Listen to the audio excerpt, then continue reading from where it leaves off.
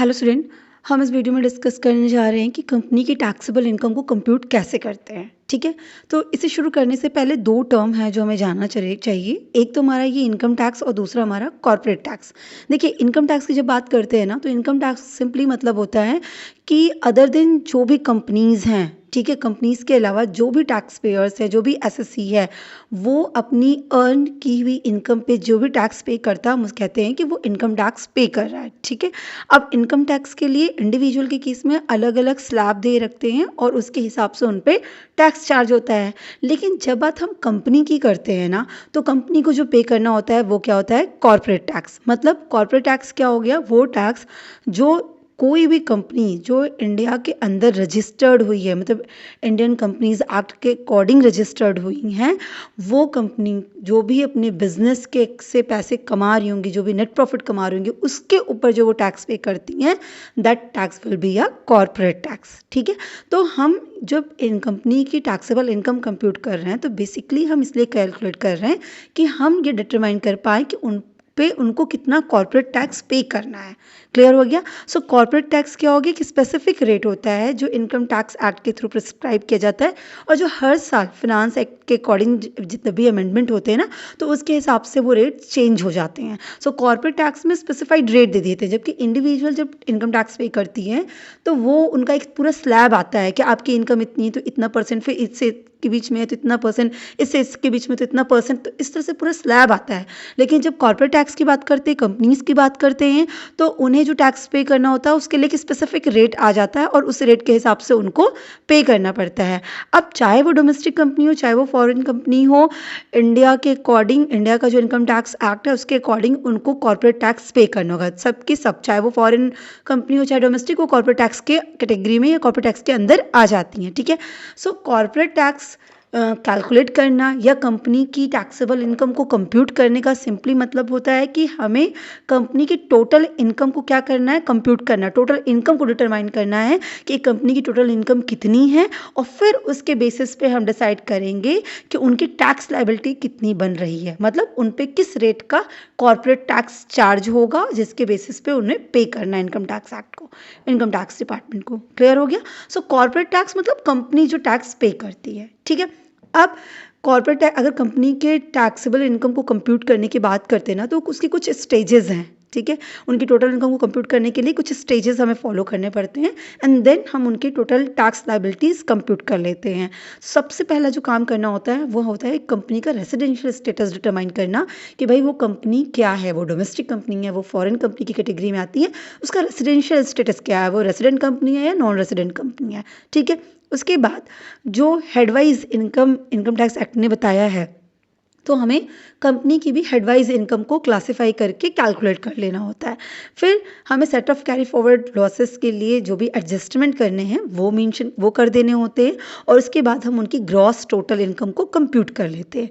जब gross total income आ जाती है तब हम जो भी डिडक्शन अलाउेबल है चैप्टर 6A के अकॉर्डिंग, वो डिडक्शन हम वहाँ पे उनको पे कर देते हैं, वो एडजस्ट कर देते हैं, और उसके बाद हमारी टैक्सेबल इनकम आती है और उस बेसिस पे हम उनकी टैक्स लायबिलिटी कंप्यूट कर लेते हैं। ठीक है, जैसी टैक्स लायबिलिटी कंप्यूट हो जाती है तो हमें कंपनी के केस में एक और चीज़ ध्यान देनी पड़ती है, that is MAT, minimum alternate tax, हमें वो कंसीडर करना पड़ता है। एंड देन हम क्या करते हैं, जो एडवांस टैक्स या TCS वगैरह या कोई रिफंड वगैरह था, जो कुछ भी पहले से टैक्सेस पे हैं, वो एडजस्ट करके हम रिटर्न को फाइल कर देते हैं। ठीक है, ये पूरा स्टेज है जिसके बेसिस पे एक कंपनी जो है अपना रिटर्न फाइल करती है। ठीक है, तो टैक्सेबल इनकम मतलब कहाँ तक कैलकुलेट करने की बात हो गई, जहाँ हम उनकी टैक्स लायबिलिटीज कैलकुलेट कर ले रहे हैं। ठीक है, टैक्स लायबिलिटीज कैलकुलेट कर ले तो उनकी टैक्सेबल इनकम कंप्यूट हो गई। ठीक है, क्योंकि टैक्सेबल इनकम पे ही टैक्स लायबिलिटीज फ्रेम होती है। उसके बाद भी कंपनी को क्या करना होता है, मैट का ध्यान देना पड़ता है, उसके हिसाब से एडजस्टमेंट करने पड़ते हैं अपने प्रीपेड टैक्सेस का, और फिर जाके ITR फाइल करना पड़ता है। ठीक है, सो मेन स्टेजेस की अगर बात करें तो वो कितने हो गए, वो 6 स्टेजेस होते हैं एक कंपनी की टैक्सेबल इनकम को कंप्यूट करने के लिए। वो कौन कौन से हो गए? पहला तो भाई उनकी रेसिडेंशियल स्टेटस जो है कंपनी की वो डिटरमाइन करना, दूसरा हेडवाइज इनकम को क्लासीफाई करना, फिर उनका set of carry forward losses को एडजस्ट करना, ग्रॉस टोटल इनकम को कंप्यूट करना, फिर चैप्टर 6A की जो भी अलाउेबल डिडक्शन है वो उन्हें पे करना, वो एडजस्ट करना, और फिर टैक्सेबल इनकम उनकी आ जाएगी और उसी के बेसिस पे टैक्स लायबिलिटीज़ को कंप्यूट करना। ठीक है, यही मेन 6 स्टेजेस है। क्लियर हो गया? अब हम क्या करेंगे, पूरा एक कंपनी को जो रिटर्न फाइल करने तक का प्रोसेस होता है वो पूरा हम यहाँ पे समझ लेंगे। ठीक है, एक एक करके समझते हैं। सबसे पहले हम बात करेंगे determination of residential status of a company की। देखिए, रेसिडेंशियल स्टेटस कंपनी का डिटरमाइन करना सबसे इंपॉर्टेंट स्टेज है, सबसे पहला स्टेज है। और एक इंडिविजुअल का भी हम इनकम टैक्स कैलकुलेट करते हैं ना, तो उसका भी पहला स्टेज यही होता है कि पहले आप उस इंडिविजुअल की या उस कंपनी की भाई रेसिडेंशियल स्टेटस चेक करिए कि वो क्या है। तो कंपनी का रेसिडेंशियल स्टेटस जब हम डिसाइड करते हैं कि भाई वो रेसिडेंट है या नॉन रेसिडेंट है, जब तक हम ये कंफर्म नहीं कर पाएंगे तब तक हम ये जो उनकी टोटल इनकम पे कितनी टैक्सेबिलिटी होती है उसका स्कोप या उस इंसिडेंस को डिटरमाइन नहीं कर सकते। तो टैक्स के इंसिडेंस को डिसाइड करने के लिए, उसको डिटरमाइन करने के लिए ये ज़रूरी है कि कंपनी का रेसिडेंशियल स्टेटस क्लियर हो कि कंपनी रेसिडेंट है या नॉन रेसिडेंट। अच्छा, यहाँ मैं बता दूँ कि एक कंपनी कभी भी ऑर्डिनरी या नॉट ऑर्डिनरी रेसिडेंट नहीं होती है। ठीक है, वो रेसिडेंट है, मतलब रेसिडेंट ऑर्डिनरी रेसिडेंट जो आप कहते हैं ना, वो वही हो गया। और या फिर वो नॉन रेसिडेंट है, नॉट ऑर्डिनरी रेसिडेंट जैसा कोई सीन नहीं होता। तो रेसिडेंट होगी या नॉन रेसिडेंट होगी। ठीक, जिसे हम कहते हैं भाई डोमेस्टिक कंपनी बनेगी या फॉरेन कंपनी बनेगी। क्लियर है? तो जो इंडियन कंपनीज होती हैं, मतलब जो इंडियन कंपनीज एक्ट के अकॉर्डिंग रजिस्टर्ड कंपनीज होती हैं, वो हमेशा भाई रेसिडेंट कंपनीज कहलाती हैं। इसके अलावा जो हमारी फॉरेन कंपनीज होती है वो भी हमारी रेसिडेंट कहलाती है।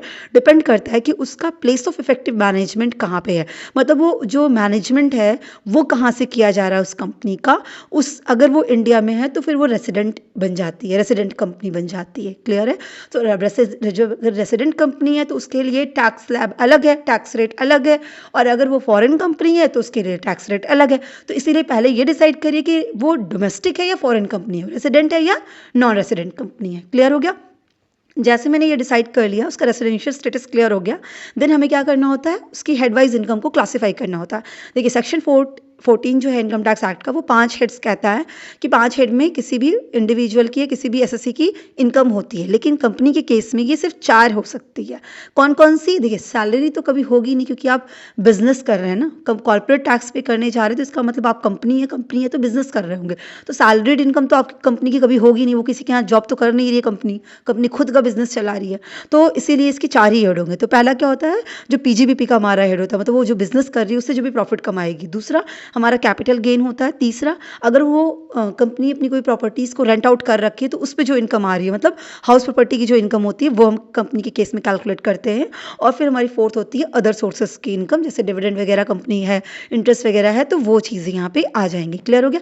इस तरीके से हम क्या करते हैं, हर हेड की इनकम, जो चारों हेड की इनकम है उसको कंप्यूट करते हैं। ठीक है, और हर हेड का जो अपना अलाउएबल डिडक्शन वगैरह होता है, एग्जेम्पशंस होते हैं, जो चीज़ें भी उनके एक्सपेंसेस वगैरह के रिगार्डिंग होता है, जैसे पीजीबीपी में ना कुछ अलाउएबल एक्सपेंसेस होते हैं, कुछ डिसअलाउड एक्सपेंसेस होते हैं, तो वो सब एडजस्टमेंट करके उन सब एग्जेम्पशंस को लेके क्लेम करके हम क्या करते हैं, हर एक हेड की इनकम को कंप्यूट कर लेते हैं। क्लियर हो गया? तो हमारी हेड वाइज इनकम कंप्यूट हो जाती है। फिर हमें क्या करना होता है, set of and carry forward losses को अप्लाई करना पड़ता है। देखिए, set of carry forward losses की जब हम बात करते हैं तो बेसिकली ये ना वो प्रोविज़न है जहाँ पर टैक्स पेयर को ये अलाउ हो जाता है कि किसी भी फाइनेंशियल ईयर में अगर उसको लॉस हुआ है तो वो अपनी इनकम से पहले उस लॉस को एडजस्ट करा ले। अब अगर इनकम में से लॉस को एडजस्ट करा लेगा तो इनकम कम बचेगी, जब इनकम कम बचेगी तो टैक्स लायबिलिटीज़ भी क्या हो जाएगी, कम हो जाएगी, रिड्यूस हो जाएगी ना। कम इनकम पे तो टैक्स भी कम ही आएगा। तो इस तरीके से उनको ये प्रोविजंस मिलता है set of carry forward losses के केस में। ठीक है, तो अब जब वो ऐसा करने जाते हैं, अपनी लॉस को एडजस्ट करने जाते हैं इनकम में, तो सबसे पहले उनको अपनी लॉस को कैसे एडजस्ट करना पड़ता है, अपनी सेम हेड की इनकम से एडजस्ट करना पड़ता है, जिसे हम इंट्रा हेड एडजस्टमेंट कहते हैं। मतलब अगर आपका पीजीबीपी की इनकम है तो पीजीबीपी के हेड से हो गए, कैपिटल गेन की इनकम है तो कैपिटल गेन के हेड से हो गए, हाउस प्रॉपर्टी की लॉस है तो हाउस प्रॉपर्टी की इनकम से हो गई, है ना। तो इसी तरह से हर हेड के लॉस को उसी पर्टिकुलर हेड की इनकम से हम क्या करेंगे, एडजस्ट करेंगे। क्लियर हो गया? वो इंट्रा हेड एडजस्टमेंट हो गया। दूसरा, अगर उसके बाद भी लॉस बच जाता है तो कुछ लॉस के केस में ये अलाउ होता है कि वो इंट्रा हेड एडजस्टमेंट कर ले, मतलब वो अपने लॉस को दूसरे हेड की इनकम से एडजस्ट करा ले, उसी को इंटर हेड एडजस्टमेंट कहते हैं। ठीक है ना, सेम ईयर। ठीक है, तो जैसे कि मान लीजिए कि हाउस प्रॉपर्टी की लॉस हुई है, तो हाउस प्रॉपर्टी की इनकम से वो एडजस्ट नहीं हो पाया सेम ईयर में, तो हम उससे ना दूसरे हेड की इनकम से, जैसे पीजीबीपी हो गई, कैपिटल गेन हो गई, मतलब किसी दूसरे हेड की इनकम से उसको एडजस्ट करा लेते हैं। लेकिन मैं यहाँ क्लियर कर दूँ आपको कि ऐसा नहीं होता है कि हर हेड की इनकम किसी भी हेड से एडजस्ट करा सकती है, नहीं। इसके लिए बहुत सारे प्रोविजंस मेंशन है कि कौन से हेड की इनकम, कौन से किसी हेड की इनकम को जो लॉस हुआ वो किस हेड की इनकम से एडजस्ट कराया जा सकता है, उसके रिगार्डिंग बहुत सारे प्रोविजंस है, जिसको हम set of carry forward losses का जो वीडियो बनाया है, सेपरेट वीडियो, उसमें ऑलरेडी हमने पूरा प्रोविजन मेंशन कर रखा है कि पीजीबीपी का कैसे एडजस्टमेंट होगा, कैपिटल गेन का लॉस कहाँ कहाँ कैसे एडजस्ट होता है, तो इंटर हेड एडजस्टमेंट सब कुछ वहाँ पे बता रखा है, ठीक है। अब अगर कोई लॉस तब भी सेट ऑफ नहीं होते करंट ईयर में, तब हम उसे क्या करते हैं, कैरी फॉरवर्ड कर देते हैं। तो हर लॉस का कैरी फॉरवर्ड का टाइम पीरियड अलग है, कोई 8 साल, कोई 4 साल, इस तरीके से हम उसे कैरी फॉरवर्ड कर सकते हैं कि भाई हम उसे 8 साल तक एडजस्ट करा सकते हैं, 8 साल तक उस हेड से प्रॉफिट होगा तो हम उसे एडजस्ट करा सकते हैं, ठीक है। जैसे ही हमारा set of carry forward losses का एडजस्टमेंट हो जाता है, तो हम क्या हो जाता है, हम क्या करते हैं, अपनी जीटीआई कैलकुलेट कर लेते हैं, जिसे कहते हैं ग्रॉस टोटल इनकम। तो हम क्या करते हैं, हर हेड की इनकम को, जैसे हमने उसकी इनकम कंप्यूट की है सारे एडजस्टमेंट वगैरह करके, carry forward, set and carry forward losses का भी जो भी एडजस्टमेंट था, वो सब कुछ करके हर एक हेड की इनकम को हमने कंप्यूट कर लिया।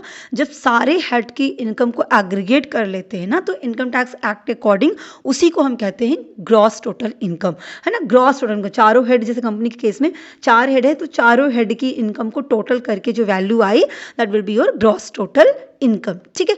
ग्रॉस टोटल इनकम कंप्यूट होने के बाद हमारा नेक्स्ट स्टेप क्या होता है, डिडक्शन प्रोवाइड करना, ठीक है। डिडक्शन एडजस्ट करने के मतलब क्या हो गया, जो भी अलाउएबल डिडक्शन है चैप्टर 6A के, ठीक है, जो ATC से ATU के अंदर आते हैं, उसमें जो भी अलाउएबल डिडक्शन है वो आप डिडक्ट कर दीजिए अपनी GTI में से, ठीक है।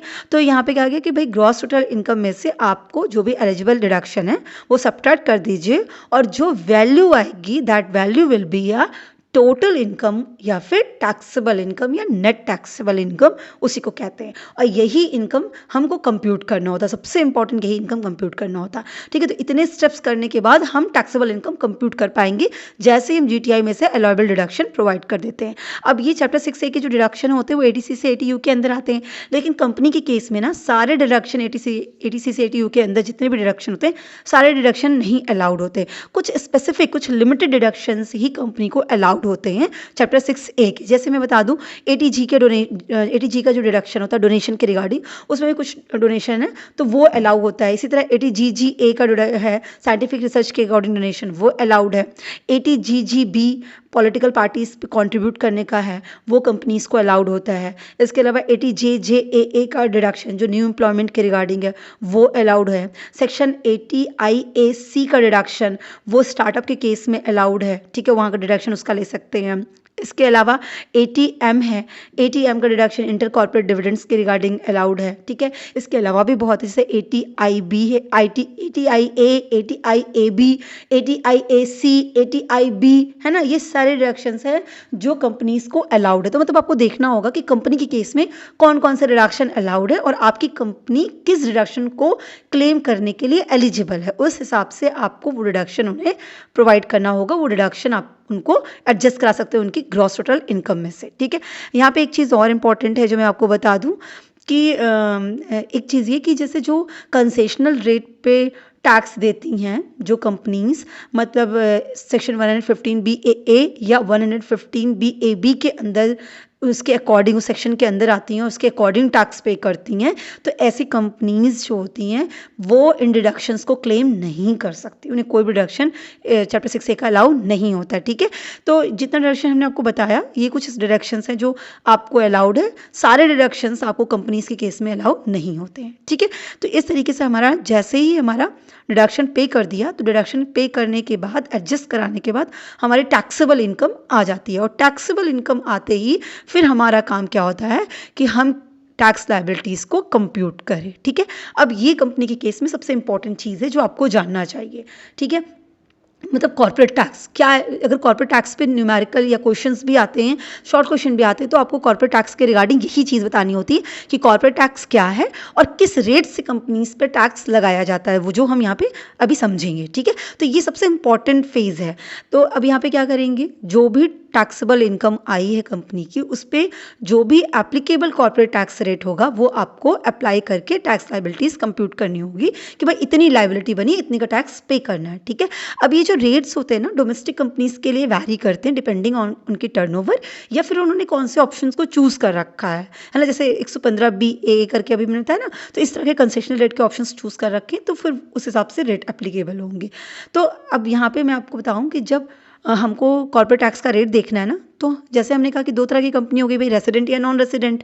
ठीक, डोमेस्टिक या फॉरेन हम जिसे कहते हैं, तो रेट भी हमारा ऐसे ही जाएगा। तो सबसे पहले हम फॉरेन कंपनीज का रेट पता कर लेते हैं कि अगर आप फॉरेन कंपनीज हैं, अगर आप नॉन रेसिडेंट कंपनीज की कैटेगरी में आ गई हैं, तो ऐसे सिचुएशन पे आपको 40% का फ्लैट टैक्स पे करना पड़ेगा। Is it clear? तो कॉर्पोरेट टैक्स कितना, किस रेट से लगेगा? 40% के रेट से लगेगा। जो भी टैक्सेबल इनकम आपकी कंप्यूट होके आए उसका 40% आपको टैक्स पे करना पड़ेगा कॉर्पोरेट। 1 लाख अगर आपकी, एग्जाम्पल के लिए 1 लाख की आकर टैक्सेबल इनकम कंपनी की आई, तो 40% मतलब 40,000 रुपये उसको टैक्स के फॉर्म में कॉर्पोरेट टैक्स में डिपॉजिट करना पड़ेगा, रिमेनिंग उसकी इनकम बचेगी। ठीक, अब वहीं डोमेस्टिक कंपनी के केस में, ठीक है, डोमेस्टिक कंपनी के केस में क्या हो गया, डोमेस्टिक कंपनी के केस में दो तरीके के रेट आपको ऑफर किए जाते हैं। एक हमारा स्टैंडर्ड रेट, दूसरा हमारा कंसेशनल रेट। स्टैंडर्ड रेट की बात करें तो स्टैंडर्ड रेट में बोला गया कि 25% आपको पे करना पड़ेगा उन कंपनीज को जिन कंपनीज का जो ग्रॉस टर्नओवर है या ग्रॉस रिसिप्ट है वो 400 करोड़ तक है। ठीक है, तो 400 करोड़ तक की कंपनीज को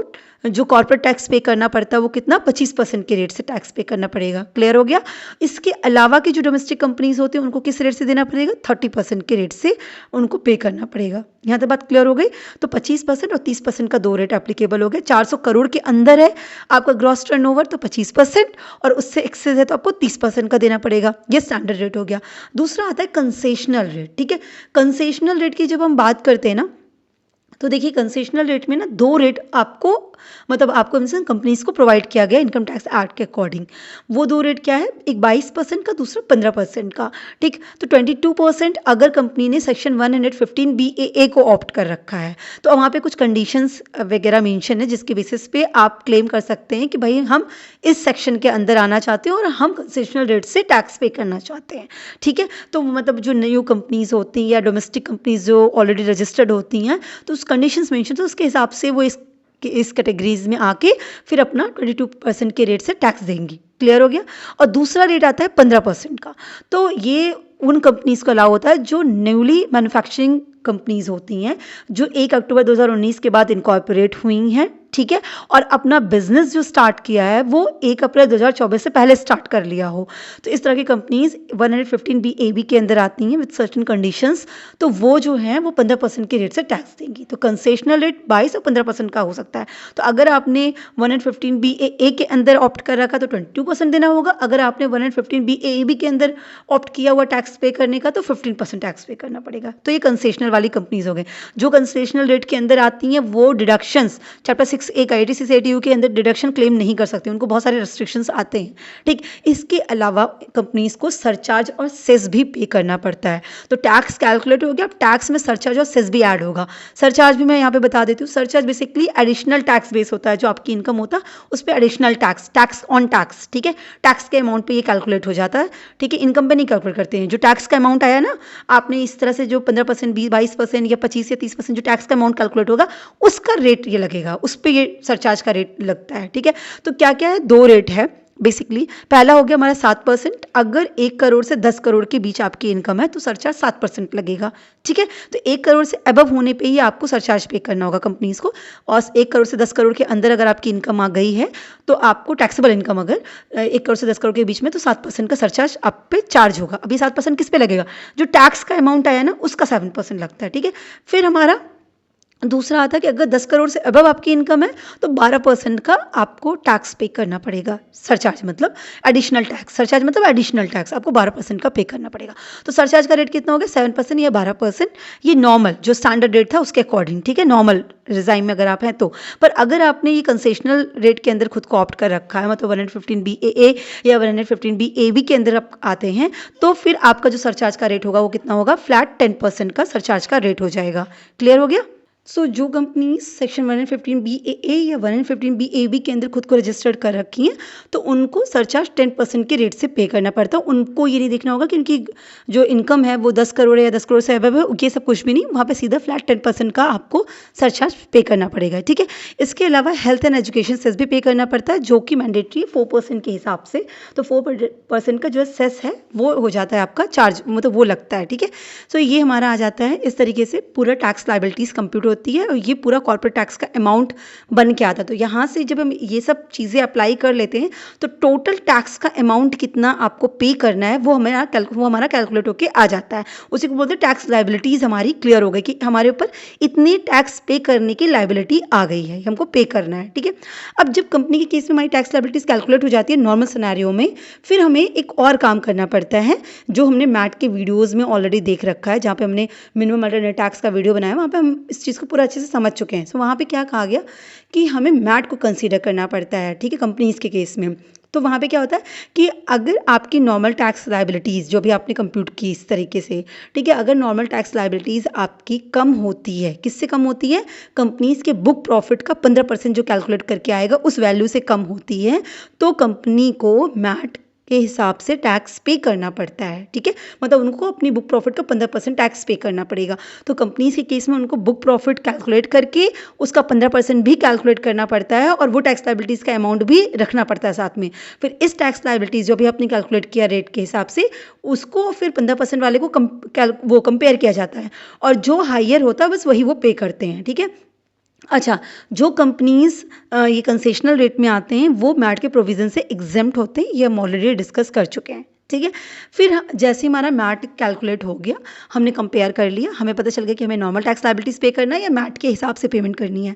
जब हमारा ये चीज़ क्लियर हो जाता है, देन हमें क्या करना होता है? एडजस्टमेंट करने होते हैं जितने भी प्रीपेड टैक्सेस है। मतलब अगर कोई एडवांस टैक्स पे कर रखा है, जैसे TDS वगैरह है या TCS का है कुछ भी, या कोई रिफंड वगैरह का केस है, तो जो भी एडजस्टमेंट करने की बात है वो एडजस्ट कर देंगे अपनी टैक्स लायबिलिटीज़ से और फिर हमारा फाइनल टैक्स का अमाउंट आ जाएगा जो हमें पे करना है। और फिर हम क्या करते हैं? अपना ITR फाइल कर देते हैं। तो कंपनीज़ को ITR 6 के अंदर अपना ITR 6 का जो फॉर्म होता है उसके अकॉर्डिंग अपना रिटर्न फाइल करना पड़ता है, ठीक है। उनको छोड़ के जो स्पेसिफिक एग्जम्पशंस में आती हैं वो इस चीज़ को नहीं, बाकी सबको ITR 6 के अंदर जाके अपने चीज़ को, अपने रिटर्न को फाइल करना पड़ता है।